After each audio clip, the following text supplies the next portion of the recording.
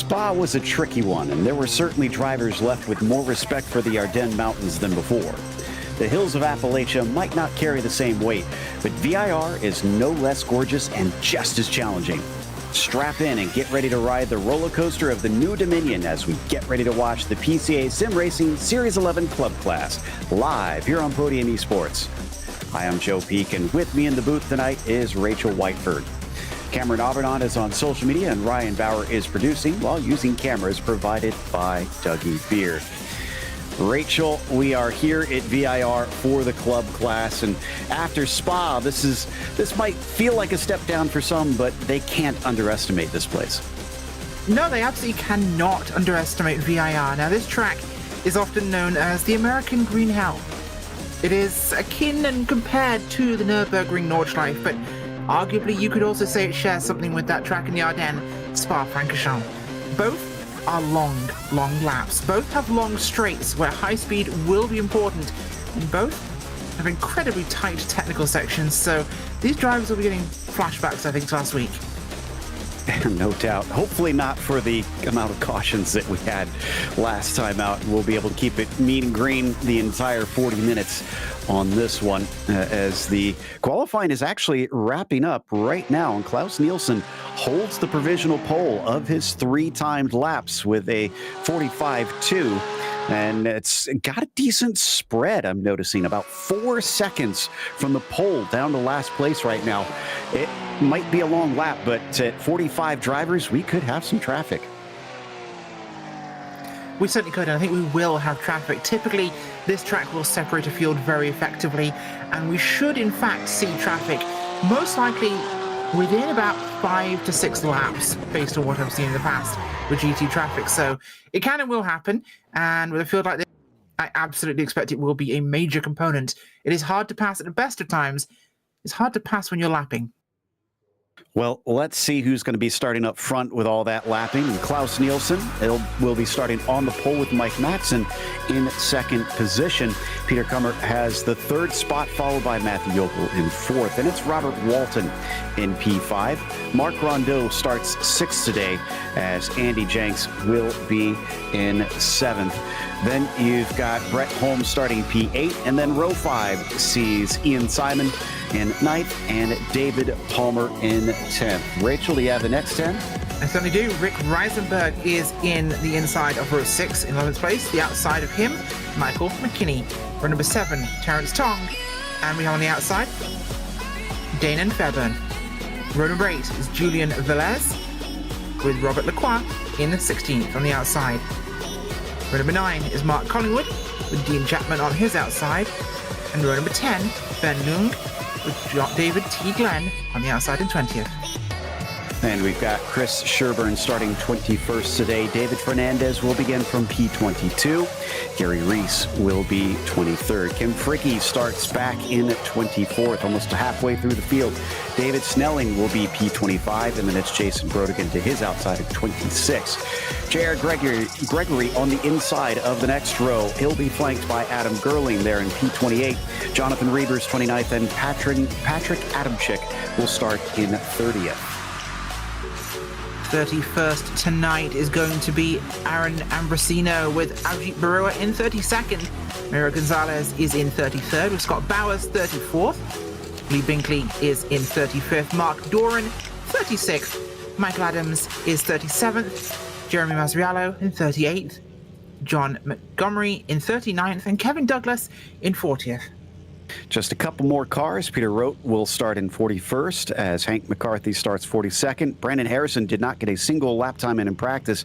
He'll start from 43rd today as Matt Owen starts from 44th. And then Richard Franco will follow up the tail end of the field with everybody having set a lap time. But as I said, it is quite the spread. So we're going to head off here on Madison Avenue on a short pace lap. And Nielsen will lead them down into turn 1. Rachel, let's cross our fingers we can stay green at the start here. I'd like to think we can. It should be possible. Not a long pace lap, as you mentioned here. Going to be tricky, though, because this place gets really tight, that first sector. It leads to issues. I hope we don't have any. And we'll have a different winner this time, as the first two classes saw repeat winners in the first two events. But Jonathan Fields is not here today to compete for the club class, so somebody new is going to win out there. Who is it going to be in the end, as they'll exit out of Hogpen now and get ready to head down the front stretch? It is a warm day on the track surface at 121 Fahrenheit right now. It is going to be slippery. Everybody's got to mind their P's and Q's under braking. Waiting patiently for the call, and there it is. Green flag is out, and they are underway as Nielsen leads them down into the horseshoe, almost 3 wide there for second place, as Peter's got a good run inside of Mike Matson and is going to take that second place away. They start to back up behind, but it looks like everybody is aware. 4 wide in the back of the field there. That is a little optimistic, boys. But everyone keeping it clean so far. No major issues that I can tell. It certainly makes this a tense race, this sort of sector of the track where it is so narrow and so busy. Down through the left hook, and we got a car off for the first time. It looks like he's just going to face backwards off the track there, and I'm trying to make out who that is. Looks like Robert Walton. Thank you. Yep, that is indeed the 22 who is going to fall to the very back of the field as now they snake their way up through the climbing S's. Yeah, nice twisty section here to get people up to speed. We found out, by the way, Jonathan Fields will be the only one to break that trend because he has the best reason. He's at the Rolex 24. I'm very jealous, honestly. I've been wanting to get back. Hopefully, at some point, I'll be able to get back to see it in person again someday as we now return to Madison Avenue, this time at speed. Nielsen ahead of Matson. They got a bit of a gap back to third place. Peter Comer, who is trying to keep up with him and not lose touch in these early stages. As we heard Rachel mention, they could come upon traffic, and that may help bring him in later on. But no attempt at the lead from Matson, despite being within a quarter of a second. Yeah, none so far. He's going to have to do what he can to try and manage this at the moment because it's still early days. But there's a lot of track and a lot of lap time here. We know they're going to have to pit. And around here, that can add a huge amount of time. It's a long front stretch there, so it will add to the race. But right now, it's about managing the tyres. Yep, they've got to think about that. Even in a 40-minute race, watch out for them, especially with how hot it is out on track. Well, it looks like the lead is coming apart a little bit. Peter down there in third suddenly now has Mark Rondeau actually behind him, fighting him for that position. Yeah, he does, and that's going to definitely make things a little bit more interesting, shall we say. Mark is pushing at the moment on Kuma, but going to keep an eye behind them as well because the 4 of Jokel is looking to try and do something as well in this. He's very much in this window, so don't count him out. Sits in the top 5, and then we got a big break back to David Palmer, who's in 6, about 2 seconds between 5th and 6th there. And there is the gap on your screen between them. Matthew Yokel in that bright green and black, trailing the top cars as they come over South Bend and into Oak Tree one more time. This is where they really need to focus on that corner exit, Rachel. Yeah, getting the exit from Oak Tree right is so important. As you can see, it's very much a turn 1-2 at Suzuka kind of territory. It's that wide feed in for the first part of the corner with almost a 90 exit. You've got to line it up properly because it's a double apex really that tightens. You've got to manage it to get the maximum run down the straight. I'd never thought of it compared to Suzuka before, that is a good way to describe it. And here we see that 0-1-1 of Mark Rondeau now sandwiched despite being able to approach the 12 quite quickly. Yokel in that number 4 has suddenly made himself a presence known, and they're coming down the main straight, but this is a very good run from Rondeau. Could he try something down into the horseshoe? I think he absolutely could. If he manages this, he's in a good spot here to do it, but we're going to run in line here and just play the careful game. I think it's a bit early to be trying too hard, unless he wants to let him get away. Well, didn't even see him poke his nose out this time down into that first corner. So he's going to wait patiently. And as they hit the left hook once again, these 3 continue to stack up nose to tail amongst them. But if they start fighting, I mean, look at how much they've already lost to P1 and P2. They can't afford to mess around too much here. No, and there's a lot in common to bike racing when it comes to this kind of action. You'll get an early break in some cases, but if these guys can play nice together and get a grouping going, they can start to work together and pull forward here, especially a track like a VIR. You've got room to pass and to kind of cycle along that back straight there. Let the guy behind you who's got the draft pull forward, get ahead of you. He'll pull you with him. You'll both accelerate with that draft ability. So if you get a good group of cars together, you can catch a breakaway here, but you've got to do it properly and work together. Look at that train, though, forming behind these top five. It looks like it's almost non-stop from sixth on down, as everybody's still very clumped together in the back of the field. Granted, it is only lap 3, as we're going to be hopping on board, looking back from Palmer, and that is Brett Holmes in the Hot Wheels car, making sure that we can see his sponsor. Oh, absolutely. You would not miss that one for anything, but got to try and keep themselves in good running order here. This is it's narrow and it's unforgiving. There's so little runoff here, Joe. That's the big part. It's straight to grass. And if you get a boot wrong on this place, we've seen them do it before, with how slippery it is here, one tire off the track, you're going off to the guardrails. Yeah, it's downhill a lot of those places off in the grass, so it's hard to stop the car before it winds up in the Armco. David gets himself a little bit farther away from the bright blue number 6, so hopefully that'll help his case here. And remember, this is the club class. We haven't mentioned this is the second highest of the 5 classes that compete every 2 weeks. So you're starting to get a lot higher up on the skill level, and it's open setup too, so we could see differences in how the cars handle out there. Yeah, there's a lot you can do to the car to make them run better, so you've really got to kind of balance with how this one plays. So I think there's good chances for these guys to make something happen. It's just going to take them a little bit of wearing in time, because they can make some changes at the start, don't forget. Back at McKinney now here. This is the fight for 10th place, being chased by Reinsberg and Fairburn. Whoa, as we got a car off in the background. Try to make out who that was. It looks like Dean Chapman, I think. Yeah, I think you're right. It might have been Chapman there who had an issue, but it's going to be... we'll try to catch what happened on the replay for it here. But that definitely would have shaken things up a tad, I think, for him. Meantime, back to 3rd place, and Peter is still ahead of Mark Rondeau, has not been able to shake them, but they also haven't changed positions since we last left them. Down through the Hogpen, you can see how difficult of an entry it is into that corner. And once again, another of the, much like we saw with Oak Tree, just so important here onto the main straight. Yeah, it's all about setup and getting... Oh, speaking of which, Chapman, off he's gone again. And that was in the rundown, the roller coaster. So he went wide and had to rejoin very carefully. He can't join yet. There's too much traffic still, so this is not going well for him at all. Yeah, he's being very mindful of everybody that's still trying to race next to him as he tries to find a safe place back under the rope. But we're watching this fight for 3rd carry on down into the left hook, and that time Rondeau took a big look on that one, was not able to get alongside him, but starting to threaten that number 12. Make sure he thinks twice about leaving the door open. Yeah, definitely making his opinion known at this sort of stage. It's you got to kind of signal to the drivers what you're planning to do, what you want them to not do. Wants him to pull over probably and give him the spot, but I don't think Peter's in any mood to do that quite yet. Up into the braking of Oak Tree once again, all of them trying to get on the throttle as early as they can without spinning up the rear tires.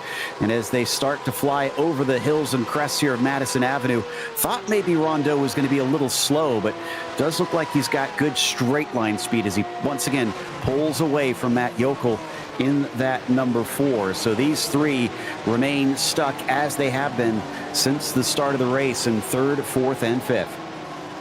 Yeah, this is one thing you have to be very careful about to track like this, is the back wheels in this temperature will spin up very easily. And right now, we're looking at 122 track temperature with an air temperature of 66. That is a big difference. Yeah, It's a huge difference, and that means this track is going to be like glass. I was kind of noticing that too, and hopefully everybody was paying attention to that before they they hopped out onto the grid, made sure they got a setup for hot conditions. Brandon Harrison down here in P28, which might sound pretty far down. But remember, we're talking about 45 cars, and all of them are still out on the track. Harrison is up 15 from where he started this thing. He has been picking them off. Yeah, he really has. Harrison's definitely been pushing himself forward at this point, trying to get himself into a good position to use this, and he should be, as long as he's just careful, because taking too many bites can result in an apple that might choke you. Yeah, as you can see how many cars were behind him, so it looks like he's gotten a lot of them recently. That or they're starting to catch back up to him. Meanwhile, back to Palmer once again in that 6th spot. Brett Holmes not letting up on him, making sure that he's got to stay honest out there and can't have any slip-ups. Oh, just checking something at the front here. Possible... No, I thought there was a wobble between Kuma and Rondeau. The timing has jumped a big gap, but they seem okay so far. Nothing really changing at the front. The leaders haven't broken away, though. It's been held honest. Actually, the one thing that has happened is it looks like Mike Matson maybe made a mistake. Remember, he was close to Nielsen. He's now 4 seconds behind. And yeah, now we can see them flash across the screen. Peter has caught up to him. He has. Oh, this is interesting. I think the clouds have rolled in. It's getting much duller here at VIR, which is going to impact the drive significantly. So I was trying to firm it up. You're right. Yeah, that should cool it down. I was going through. Oh, I found out what happened to Matson. I think he cut the course through the snake, it looks like. I saw him go off there when I went and rewound on my machine.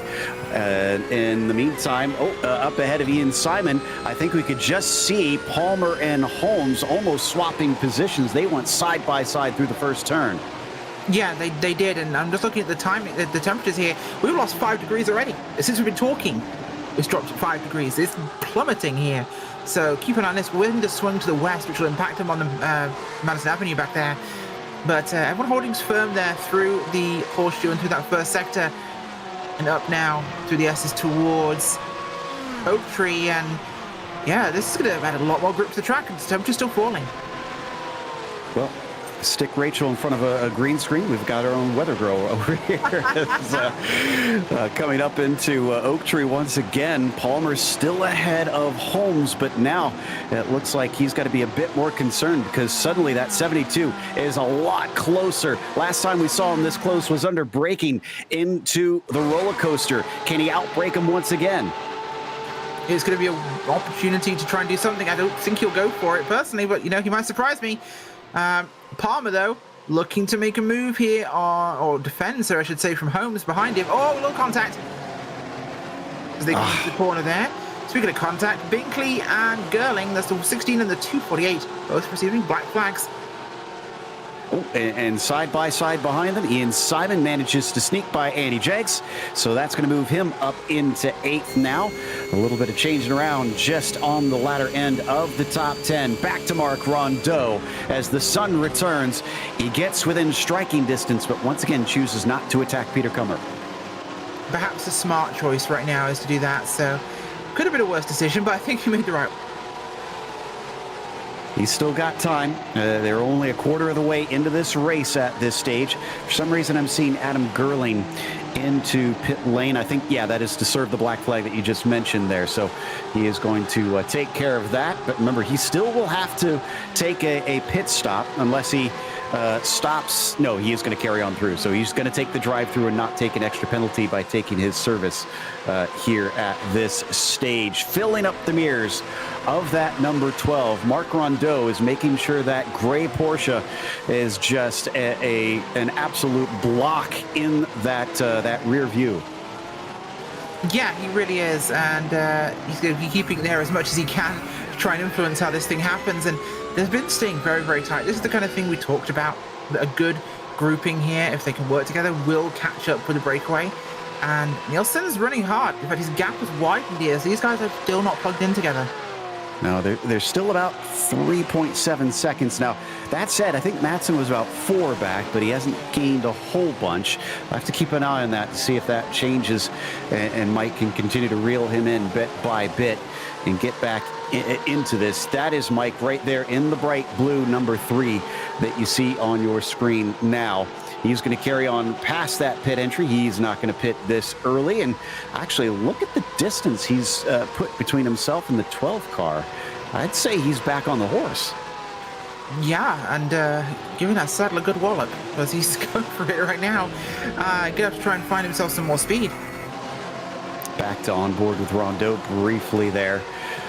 He's been making himself known in the mirrors of Peter, but he's not been able to make that pass quite yet. Is behind him. Wow, dive down the inside from Yokel. Doesn't make it stick, but I did not see that one coming. No, that was optimistic, I'll be honest. It's cost him a little bit of time here, but certainly an optimistic challenge. Some of the guys behind also pulling similar antics in the group to the rear there, around Lacroix. And the guys behind him, that's going to be Collingwood, Velez, and Fernandez back there. All going to be pretty spicy in that kind of top 15 area. Yeah, it's been staying so close from about 6th on back, and we've been checking in on it here and there. It does look like Matt in that number 4 kind of dropped back a little bit from his attempt. In the meantime, he'll have to try and recollect himself as, yeah, we could just see a little bits of that 6th place battle once again. The Hot Wheels car of Brett Holmes is once more making sure that he's becoming a problem for Palmer. Yeah, Holmes is keeping himself very, very noticeable here. Trying to keep himself in the mirrors there. Palmer 72 car running down Madison here, and it's not going to be close enough to do anything with it again, but he's keeping himself very much present and just up ahead as well. Similar behavior from Rondo on Kuma, still trying to fill those rearview mirrors. As they plunge down through Hogpen once again. Oh, this is looking very good if you're Brett Holmes. He's going to get a tow up the front stretch past the flag tower here, but I thought it looked good initially, but he has not gained on him quite enough, and a defense from David Palmer will definitely dissuade that bright blue car from being able to do anything. In the meantime, we had another incident in the back. David Snelling, I see, turned around out of Hogpen. Looks like maybe just a single car incident, though, as we're side by side. And this is for 14th position coming through turn 1. Looks like down to the inside. That is Velez trying to complete the pass through NASCAR bend. Collingwood cannot hold him back. Move Julian up to 13th. Good moves by those guys, and that sees Sherborne behind, looking like he wants to try and take a piece of the action now as well. Sorry, not Sherborne, sorry. Yeah, it's going to be... I think that's Fernandez, yes, who was looking for an opportunity in that one. But, no, well done there. And make the move through, we did Velez. Him and Collingwood, though, Collingwood's made a huge jump on it. Yeah, Collingwood up 3 from where he started and trying to now catch up to Velez after he got overtaken by Julian there. Still has a bunch of cars behind him, though, so he can't really dilly-dally as we take a look at 30th in the meantime. This is Robert Walton with Owen, Snelling, Bowers, Avijit Barua in behind him in that train. I'm kind of noticing that's becoming a theme here, Rachel, as there's a lot of trains that seem to be forming. Yeah, and you'll get that at a draft track like VIR. It is, to an extent, a bit of a Daytona. It's kind of a lot like the Watkins Glens. You will tend to get these cars grouping together by virtue of necessity.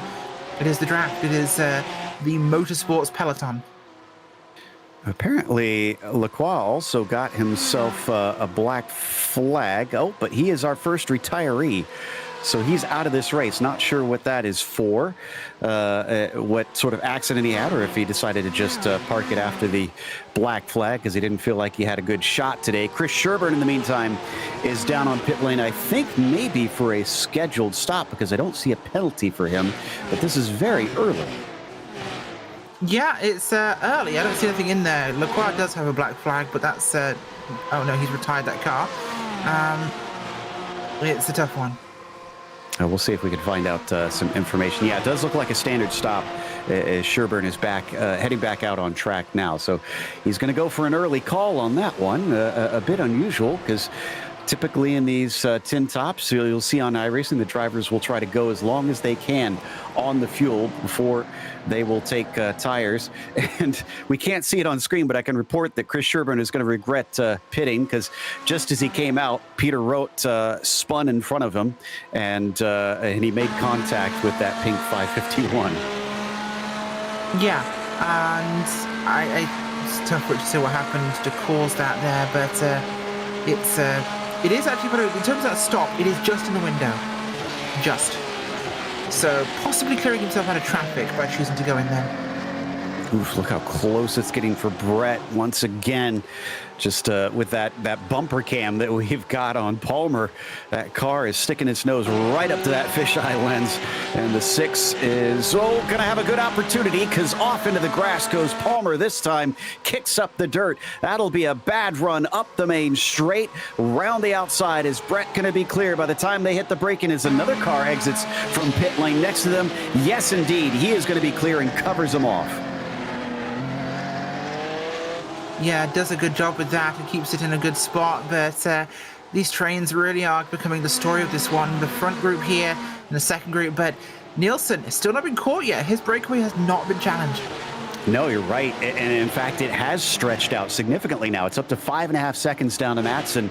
So Nielsen has turned up the wick and is running away from everybody at this stage, which I'm sure he'll much appreciate by the time we start to catch lap traffic. And if we get more drivers pitting early, then he's going to catch it sooner rather than later. Yeah, he should.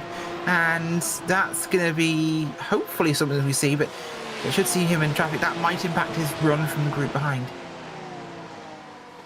Watching as Holmes, now that he has been freed, is maybe setting his sights up to Yokel up ahead.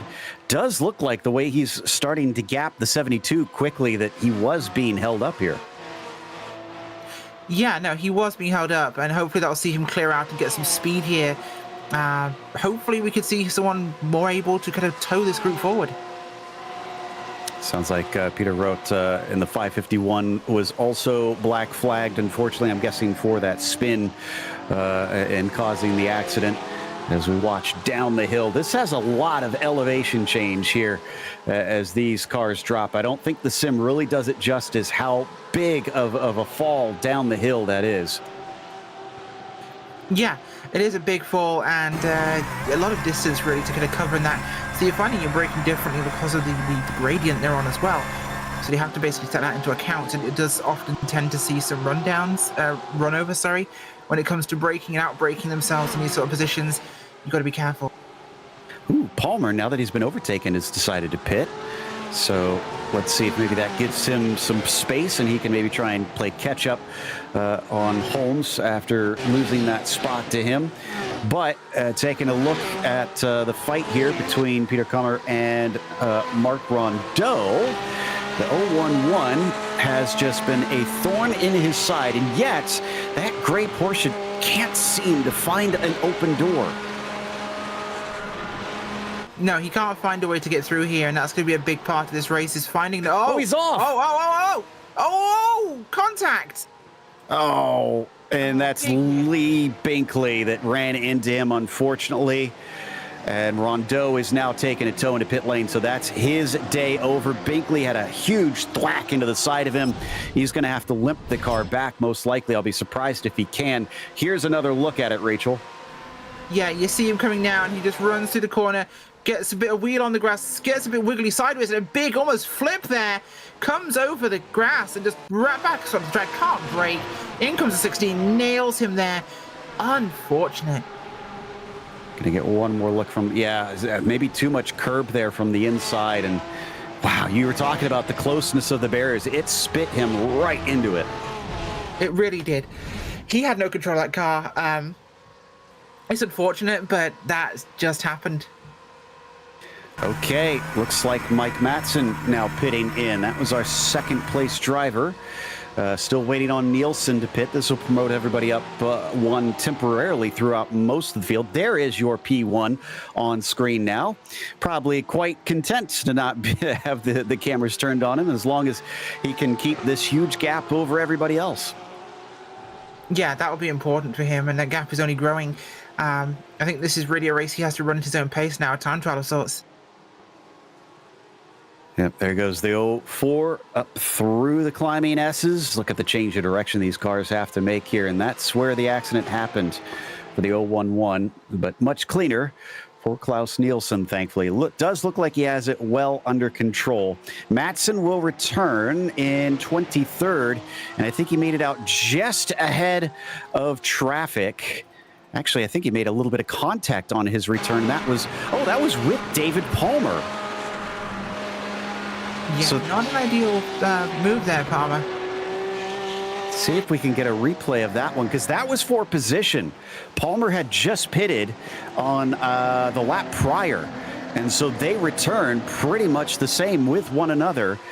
But I want to say that, so it was a long pit stop for Madsen. 17 seconds versus Palmer, who had 12. Something weird was going on there for the 3 in the pit stop. Yeah, there's definitely going to be something that I think race control will need to take a look into regarding what happened there. I think we'll wait for them to decide before we could really comment. Oh, and Mark Doran had a bit of a spin. Don't need to go to it, but that was out of Oak Tree on his own. Meanwhile, coming on down the hill here, this is David Fernandez sitting in 11th. He should be up to 10th because Fairburn is going to pit in there. You can see him off to the side, and Fernandez promoted briefly. He has actually gained, looks like, 12 positions. Some of those will likely be handed back once he has his pit stop, which I'm assuming is going to be within the next 5 minutes or so here. That should be likely with the timing we're looking at. It's slap bang in the window, so this is where I would go if I was going to be pitting. A lot of these guys will wait maybe a minute or two longer, we'll see, but it's coming up on the end of where it would be feasible. And with the weather changing again and climbing back to 120 on the track here, it's interesting because the air temperature hasn't budged all race, just track. And you see, I believe, Owens just a bit road there from further back in the order. Pit road very busy right now, a lot of cars in. Watching the battle for third now. Yokel, having been promoted up to that spot since Madsen pitted in, and will likely lose the position unless Matt and Brett Holmes also have themselves a very, very poor pit stop. But we'll have to wait and see. I'm not even sure that they're aware with what's happened on that one. Rondo, unfortunately, looks like he has retired the car. So that's 3 out of our 45 gone. But that's not too bad of a strike rate, considering how large of a field this is. It's a pretty good strike rate, to be honest. They've been doing good so far, keeping it relatively well together, which is important, of course. Just got to make sure you don't get too heated right now. Got Michael McKinney with all kinds of very Tron-looking setup gizmos and stuff with his headset and his keyboard there, all lit up and glowing in his face. But right now, he's kind of keeping an eye on the mirror. That yellow car behind him, that is Julian Velez, who we saw in a fight earlier. Lee Binkley returns to the track many laps down behind them, so that is not a car that is fighting them for position. I think we had a couple more front runners just pit in, though. Yes, Matthew Yokel, Ian Simon just pit, Terrence Tong, looks like David Glenn as well. So that's a bunch of our top 10. Yeah, no, it is, and that's going to definitely, hopefully, have an impact for us with this. I'm not sure yet whether that will play out the way we're hoping it will, but we'll have to see when Nielsen does filter back through with this, as his time was good on pit road. So hopefully this will see him filter back to the front. I don't think it'll actually dent his lead at all. Yeah, I don't think anybody is close enough to try and take advantage of it. 13 seconds is maybe a hair slow, but someone would have to probably be likely within about a second and have a quick stop to make a difference on that one. So he returns in 9th place. McKinney up to 5th, but it is Peter Kummer that stays out on track and will inherit the lead, at least briefly. I don't think this is close enough for a change of position, as Velez looks a little too far behind for anything coming up into the braking of the roller coaster. And so they will stay as they were, as that is Mazzariello way off into the weeds coming out of South Bend. Yeah, that's not where the track is, buddy. Just testing out iRacing's new grass model here that got that 3D grass, and he wanted to get a closer look. Well, I hope he got a good eye full of it, and definitely got a grill full of it. That he did, and it will definitely have an impact. Brodigan from 8th place heading to pit road now, as we have Kim Frick on pit road. Also, Velez is in too. This is a lot of our front runners. We got McKinney, we got Reisenberg, we got Jenkins, we got Holmes, and we got Kuma. And Nilsson has actually gained, I think, on his gap as he's cleared them all. Yep, he is back out, and now that Peter in the number 12 is back up to speed, it's pretty much how it was, about 7 seconds apart, well, at least last we looked. I don't know if it had grown since before the pit stops, but at least it's pretty even to when we were last commenting on it at this stage. And that is everybody. Everybody has now taken their pit stop. They are good to go to get to the checkered flag. Yeah, this is them clear to the end of the race now, and it should be enough for them. Just gonna make sure to keep it in one piece here, of course. Temperatures drop. Oh wow, that's gone significantly down. Doesn't look cold as yet it's bright out. Interesting. We're down to 112. So largely variable track, I think, out here today. Not really played much impact yet, but as I'm looking at the timing here, I think we're going to be seeing a gap down to about 4 seconds between Kuma and Nielsen. Down to 112, practically getting frigid out there on the track. But as they work their way out of the oak tree, let's see who gets the run once again. Yokel still under threat. This time, though, from Ian Simon, who is, I believe, caught up to them. Potentially in the pit stops, actually, because if I remember correctly, the 4 was not near that number 13, as on the bottom as well. I think that is the battle around 15th position, so that's Fricky.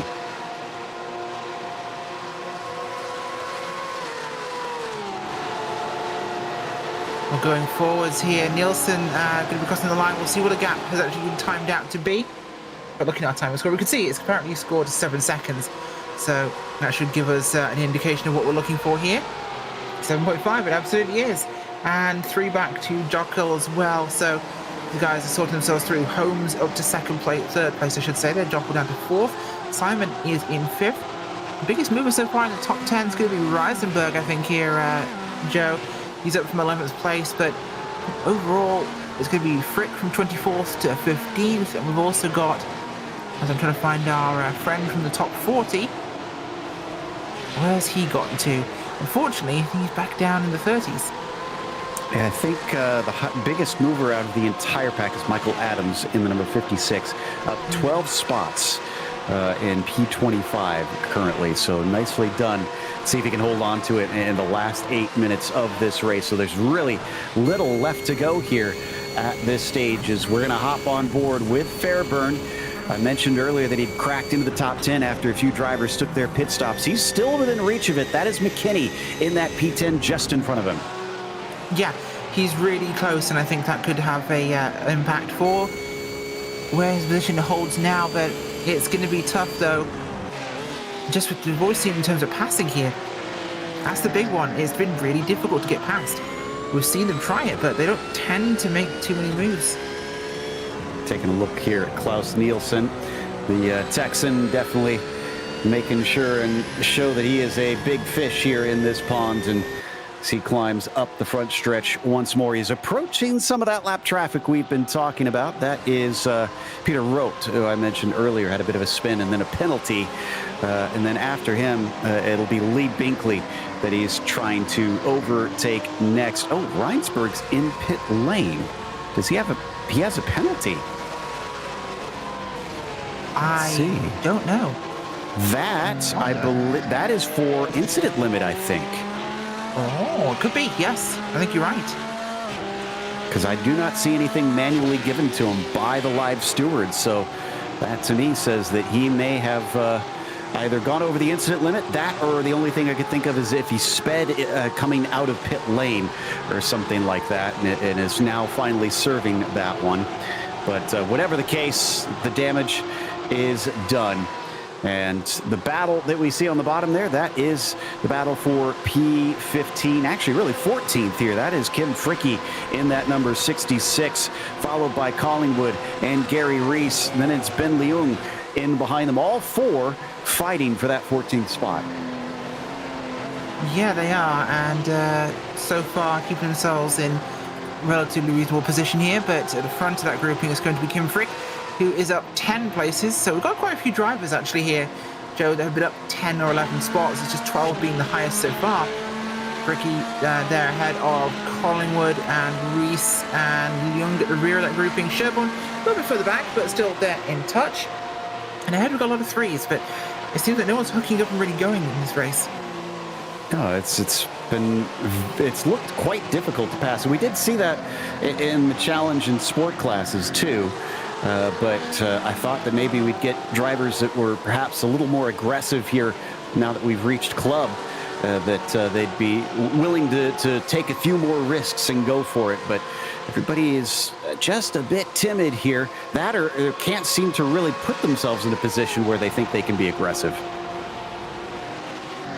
Yeah, not yet, although Leung's making a move here at the back of this group. We're looking out here for 16th. Down at the inside there of Reese on the start-finish line. Should have it by turn 1. And up at the top, that was an attempt by McKinney on Palmer. Couldn't get by him as he gets fended off. But yeah, Leung there certainly making things fun for a brief moment. Oh, and poor Mike Matson, he's already had his bad pit stop. He just had an off track at NASCAR Bend, loses yet more spots. Not his day, I don't think, unfortunately.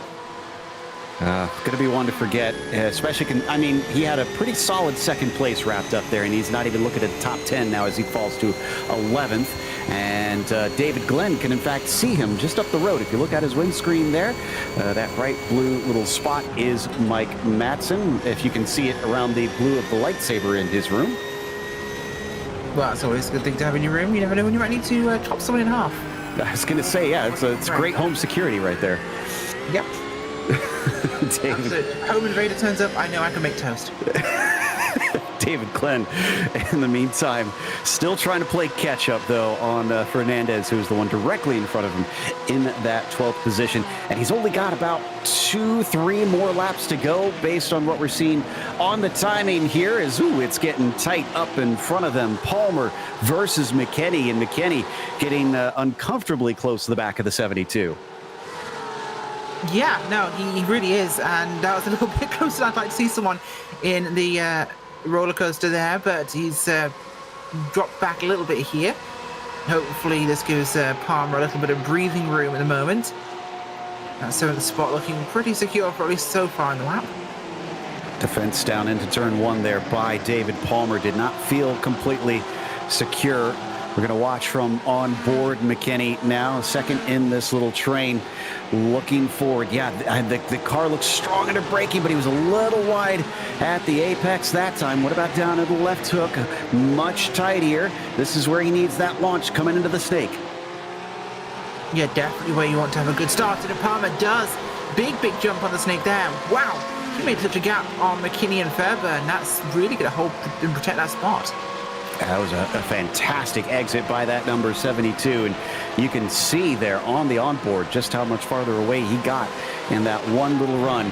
But this is where it's going to count, coming out of Oak Tree. Watch the cars try and get the throttle down here and pay close attention to who has the best shot off the corner. That's going to make the difference. And once again, Palmer, just a rocket ship on low-speed grip. Yeah, really is right now, as this is definitely heating up the tempo as we run into these final moments of the race. Everyone looking to move position now. I think everyone's just woken up. They got the coffee out. I'm watching to see what the timing is. 2 laps to go for Klaus Nielsen up at the front of the field. Just crossed the line now, so easily within that margin as we stay with this battle here down the hill. Everybody kind of breathing down the neck of David Palmer, who is fighting so hard to get to the front of this group before. And now that he is there, Can he manage to hold on to it? This is looking strong for McKinney. Already you can see Palmer trying to fend off from the inside down into the horseshoe. That leaves the door open for Fairburn, who almost gets his nose in, but can't capitalize. Yeah, Fairburn making a try of it, but had a look, had a bit of a peek into NASCAR, but not gonna be enough. But what's interesting right now is Velez is joining this track car and wants to get himself in here. Yeah, in fact, you're right. Velez is in there. Matson is also now in there. Fernandez, Glenn. It's becoming a bigger and bigger group. Oh, and off goes McKinney. And he is no longer the one threatening Palmer. And I'm sure David is quite happy about that. But McKinney's going to be kicking himself this late in the race. Yeah, it's been the classic of this race. Wheel grabs too much dirt. Wheel says hi to the Armco and the tires. Look at the damage. Nowhere to go because he's hitting it at full speed with no runoff. Oh, he is going to be an absolute sitting duck in a straight line without the nose on the car. Replay up here on the screen right now. McKinney on the screen there for you. You'll see him come through the corners now, and everything's looking good. He's trying to find some extra traction to make a move here on Palmer, but as you see, he'll just get a bit of curb, and it's whoopsie daisy, lights out, and round he goes. They might have a tire barrier in there, but that's not enough to minimize the damage. It was a hard hit. White flag is out for Klaus Nielsen. It is up to nearly 10 seconds now between himself and his nearest rivals. Yeah, a fantastic run by Nielsen. He's just miles ahead of everybody right now. Had a perfect race to this point. And I've got to say as well, quietly but securely, Peter Kummer has done almost the same thing. He's second place, but he's been holding this thing all night long. He started third, he took second pretty early on, and he's just been cruising here. A very, very good performance by Kummer. I will say that he's very close to Brett Holmes, though. And Brett, he was fighting with Palmer earlier, who's now down in 7th. So Brett Holmes is on a charge. He's gained 5 positions to get on the podium. And in fact, we might want to check in on that battle for P2 because he's now starting to threaten Peter. Yeah, he is, and it's going to have to be very careful to hold on to this. It could be a run on Madison on the backstretch, but we'll have to see what he can pull from it. Holmes has been working hard. He's up to make it to third at the moment. He wants to capitalize on this. It's all very wide up ahead. That was Peter Kummer. Looking a little... No, that's not Peter Kummer. It's just a lap car just ahead of him. I do apologize for you just right there. As keep an eye on Velez as well. He's looking spicy. He's in 9th place. Looking to make a move on Fairburn or Palmer. Velez, we know from history, will go for the move if he can. Well, let's see if he does. But in the meantime, we're going to give some love to Klaus Nielsen, who has been in control of this race. While he got caught briefly at one stage, that was about the only drama we saw for him. The 04 is going to be your winner here today at VIR. Yeah, nicely secured by Nielsen. Peter Kummer is coming along as well. Should have it in the bag here as well, with Brett Holmes coming home behind him in 3rd place too. Matthew Jockle coming along across the line, and top 5, Ian Simon. I think Holmes is one of my drives of the race. Just fantastic to be able to gain that many spots up at the sharp end of a field like this. Meanwhile, across the line, it gets a little bit tight there coming to the finish with Fairburn only a quarter of a second ahead of Velez at the line. And Matson only a little over a 10th ahead of Fernandez when he crossed as well. That mid-pack stayed close all the way to the end. Yeah, fantastic run tonight, and VIR proving to be the dominating factor in this race. That and the weather, I think, has stabilized a lot of moves we might have seen here, Joe. I think if the temperatures had been cooler, people would have been more willing to make some moves, some risks, because it was very slippery. Yeah, that's a good point. That could have been a big influence on that one, as Hank McCarthy is going to bring it to the line. And I think the last on the lead lap is going to be David Snelling in the number 38. But it looks like we had somewhere in the realm of 40, 41 drivers actually finish the race today. Again, a phenomenal record for this group because with that many cars out on track, it could so easily have become quite the mess. And I think they had a spectacularly clean race here today.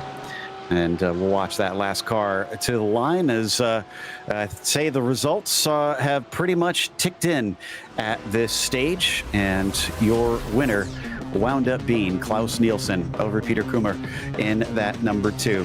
It was Brett Holmes who climbed from 8th to 3rd, made some passes along the way to make it happen, and then Matthew Yokel was 4th, and Ian Simon also up for himself to get a 5th place finish. Andy Jenks was P6, and David Palmer got himself 7th. Then it was Danon Fairburn who finished 8th, Julian Velez in 9th, and Mike Matson went backwards and only finished 10th today. Yeah, 11th place today was going to be David Fernandez, with David T. Glenn there in 12th. Kim Fricke is in 13th place with Mark Collingwood 14th. Ben Young 15th. Gary Reese in 16th. Chris Sherborne in 17th. Patrick Adamczyk 18th. Rick Rosenberg in 19th. Michael McKinley in 20th. Then in 21st, it was Mario Gonzalez. Jason Brodigan finished 22nd, and Jonathan Reber was 23rd. Aaron Ambrosino finished P24 today, and J.R. Gregory was 25th. After that, it was Michael Adams in the 26th spot, followed by Mark Doran, 27th. Robert Walton had a bit of an unfortunate one. Started in the top 5 and only finished 28th. Scott Bowers, though, climbed his way up 5 spots to get to 29th, and Abhijit Barua was 30th. 31st tonight was Adam Gerling, with Hank McCarthy 32nd, Richard Franco 33rd, Kevin Douglas 34th, Matt Owens 35th, John Montgomery 36th, Dean Chapman 37th, 38th, David Snelling, last car on the lead lap, and behind him it's going to be 39th, Peter Roth, with Lee Binky in 40th, Jeremy Masriello in 41st, Terence Strong 42nd, Mark Rondeau in 43rd, Brendan Harrison 44th, and Robert Lacroix in 45th. So last finishing car was Lee Binkley in 40th spot there, 2 laps down. 40 out of 45, pretty darn good. But that's going to wrap us up, and we're not done with racing here at VIR. Make sure and join us tomorrow night, January 25th, for the Pro Class here at VIR. That's the top of the top, the cream of the crop that's going to be racing. And a big thank you goes to the steering committee at PCA Sim Racing, as well as a huge thanks to our team tonight, Rachel, Ryan, Cameron, and Dougie. Thank you so much for watching tonight's broadcast of PCA Sim Racing. I'm Joe Peak, and I'll see you on the track.